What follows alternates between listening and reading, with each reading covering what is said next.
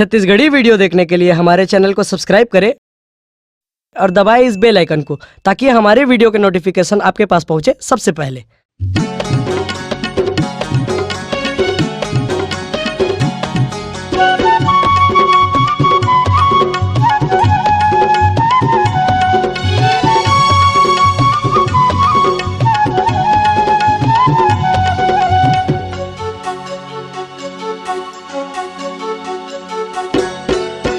माया पीड़ित माँ मजा है रानी, माया पीड़ित माँ मजा है रानी, कर लेना इंतजार। माया पीड़ित माँ मजा है रानी, कर लेना तय प्यार। आबे रानी आबे चंदा मोर गाँव बरद्वार, आबे रानी आबे चंदा मोर घना कछार।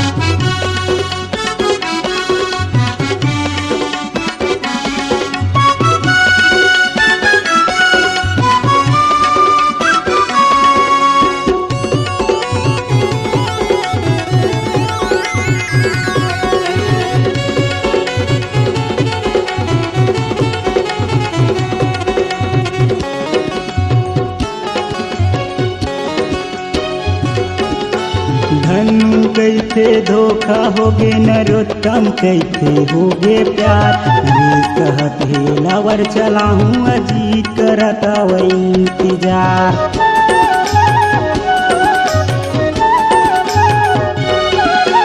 धनु कैसे धोखा होगे नरोत्तम कैसे होगे प्यार। नरेश कहत हे लवर चला हूँ अजीत करत वही इंतजार। माया पीड़ित माँ मजा है रानी, माया पीड़ित माँ मजा है रानी, कर लेना इंतजार। माया पीड़ित माँ मजा है रानी, कर लेना तय प्यार। आबे रानी आबे चंदा मोर गाँव बरद्वार, आबे रानी आबे चंदा मोर घना कछार।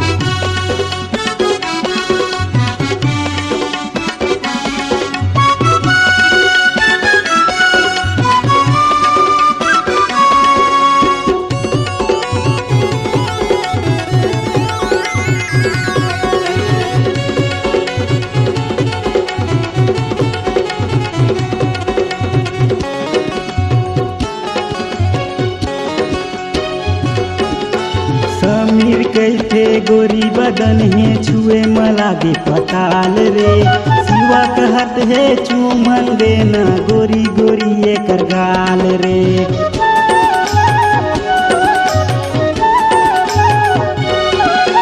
समीर कैसे गोरी बदन है छुए मलागे पताल रे।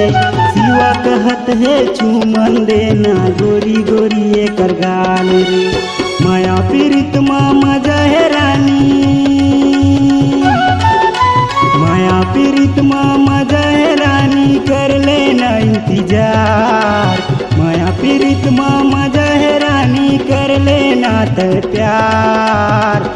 आबे रानी आबे चंदा मोर गाँव बरद्वार, आबे रानी आबे चंदा मोर घना कछार।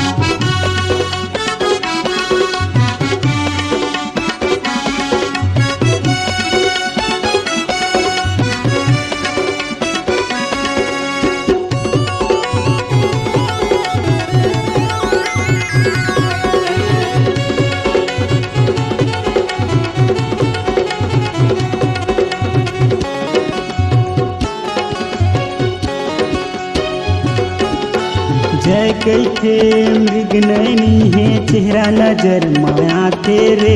नानकुन के तोरे माया पगली मोरे अंतसला भाते रे।